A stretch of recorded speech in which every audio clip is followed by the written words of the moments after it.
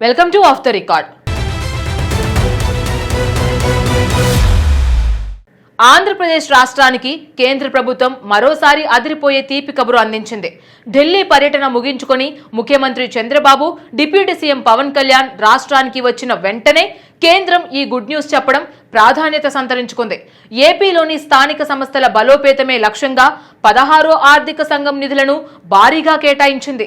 గత 5 ఏళ్ల కంటే ఈసారి ఏకంగా 1000 కోట్ల రూపాయల అదనపు సాయాన్ని కేంద్రం ప్రకటించింది. అయితే ఈసారి నిధుల ఖర్చు విషయంలో కేంద్ర ప్రభుత్వం అత్యంత కీలకమైన సరికొత్త మార్గదర్శకాలను జారీ చేసింది. ముఖ్యంగా నిధుల దుర్వినియోగానికి తావు లేకుండా ఆన్లైన్ పోర్టల్ను అనుసంధానం చేస్తూ పక్కా నిబంధనలు పెట్టింది. మరి ఏపీకి కేంద్రం కేటాయించిన నిధుల వివరాలు ఏంటి? కేంద్రం విధించిన ఆ కొత్త కండిషన్ ఏంటో తెలుసుకోవాలంటే లెట్స్ వాచ్.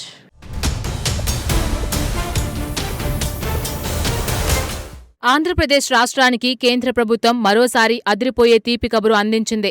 స్థానిక సంస్థల బలోపేతమే లక్ష్యంగా ఢిల్లీ పెద్దలు భారీగా నిధులను కేటాయించారు. ఏకంగా 16 ఆర్థిక సంఘం నిధుల రూపంలో ఒక పెద్ద మొత్తాన్ని రాష్ట్రానికి మంజూరు చేశారు. ఇందులో బేసిక్ గ్రాంట్తో పాటు పనితీరు ఆధారంగా ఇచ్చే పర్ఫార్మెన్స్ గ్రాంట్ కూడా కలిసి ఉన్నాయి. రాబోయే 5 ఏళ్ల కాలానికి ఈ భారీ నిధులు విడతలవారీగా విడుదల కానున్నాయి. గత ఆర్థిక సంఘం కేటాయింపులతో పోలిస్తే ఈసారి అదనపు నిధులు దక్కడం విశేషం. ముఖ్యమంత్రి చంద్రబాబు, డిప్యూటీ సీఎం పవన్ కళ్యాణ్ ఢిల్లీ పర్యటన ముగించుకుని రాగానే ఈ ప్రకటన రావడం గమనార్హం. అయితే ఈసారి నిధుల ఖర్చు విషయంలో కేంద్రం అత్యంత కీలకమైన మార్గదర్శకాలను జారీ చేసింది. తాగునీటి సరఫరా, పారిశుద్ధ్య నిర్వహణ కార్యక్రమాలకు సగం నిధులను ఖర్చు చేయాలని స్పష్టం చేసింది. రోడ్ల నిర్మాణ పనులకు సైతం ప్రత్యేకంగా కొంత శాతం నిధులను కేటాయించాలని ఆదేశించింది. ఇకపై ఆర్థిక సంఘం నిధులను సిబ్బంది జీతభత్యాల కోసం వినియోగించడానికి వీల్లేదని తేల్చి చెప్పింది. ఈ నిధులలో సింహభాగం నేరుగా గ్రామ పంచాయతీలకే చెందుతుందని కేంద్రం తన నివేదికలో వెల్లడించింది. 16వ ఆర్థిక సంఘం నిధులు ఏకంగా 16,627 కోట్ల రూపాయలు కేటాయింపులు చేసింది. ఇందులో బేసిక్ గ్రాంట్ 13,302 కోట్ల రూపాయలు, పర్ఫార్మెన్స్ గ్రాంట్ 3,225 కోట్ల రూపాయలు ఉన్నాయి. 2026-27 నుంచి 5 ఏళ్ల పాటు అంటే 2030-31 వరకు ఈ నిధులు విడుదల చేయనుంది.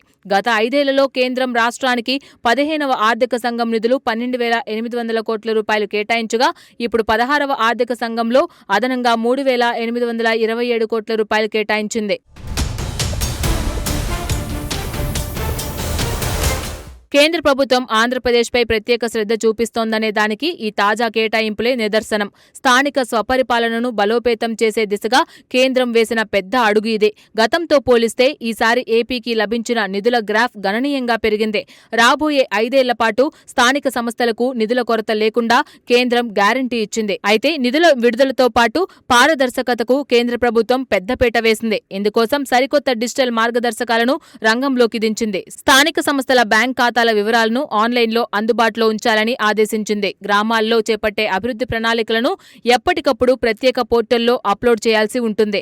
ప్రతి పైసా ఖర్చుకు సంబంధించిన వివరాలను డిజిటల్ రూపంలో నమోదు చేయడం విధిగా మార్చారు. నిధుల దుర్వినియోగానికి తావు లేకుండా కేంద్రం గట్టి నిఘా వ్యవస్థను ఏర్పాటు చేస్తోంది. పంచాయతీలతో పాటు మండల, జిల్లా పరిషత్తులకు ఈ నిధులు పక్కాగా పంపిణీ కానున్నాయి. ఉపాధి హామీ నిధులతో పాటు ఈ నిధులు కూడా తోడవడంతో ఏపీ గ్రామాల్లో ఇక ప్రగతి పరుగులు పెట్టనుంది.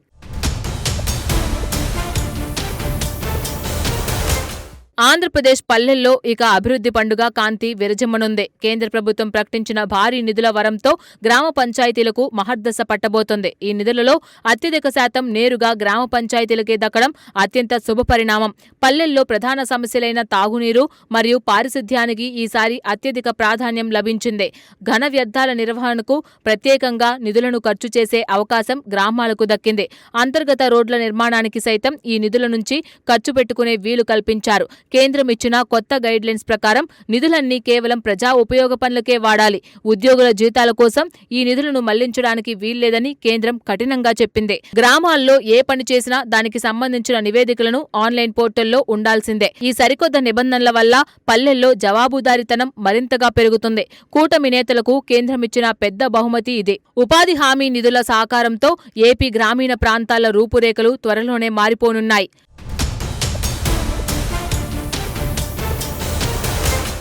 ఆంధ్రప్రదేశ్లో కూటమి ప్రభుత్వం అధికారంలోకి వచ్చాక కేంద్రం నుంచి ఊహించని స్థాయిలో మద్దతు లభిస్తోంది.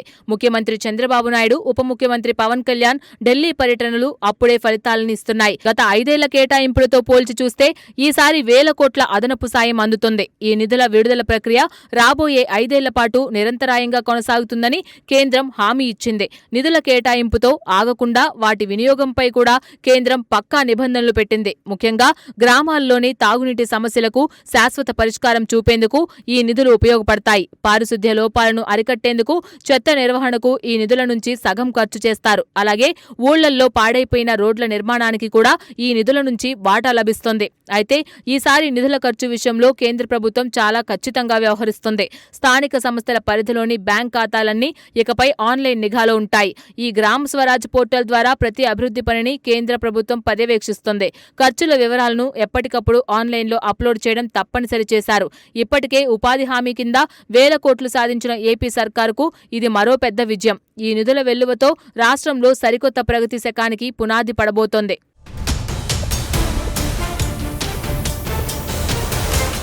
ఏదేమైనా ఢిల్లీ వేదికగా చంద్రబాబు, పవన్ కళ్యాణ్ జరిపిన చర్చలు రాష్ట్రానికి పెద్ద ఎత్తున నిధులను తెచ్చిపెడుతున్నాయనేది వాస్తవం. గత 5 ఏళ్ల నాటి కొరతను అధిగమిస్తూ ఈసారి అదనంగా అందుతున్న వేల కోట్ల రూపాయలు ఏపీ ప్రగతికి సరికొత్త బూస్టింగ్ ఇవ్వబోతున్నాయి. కేంద్రం విధించిన కఠిన నిబంధనలను తూచా తప్పకుండా పాటిస్తూ కూటమి సర్కార్ ఈ నిధులతో ఏపీ పల్లెలను ఎలా తీర్చిదిద్దుతుందో చూడాలి.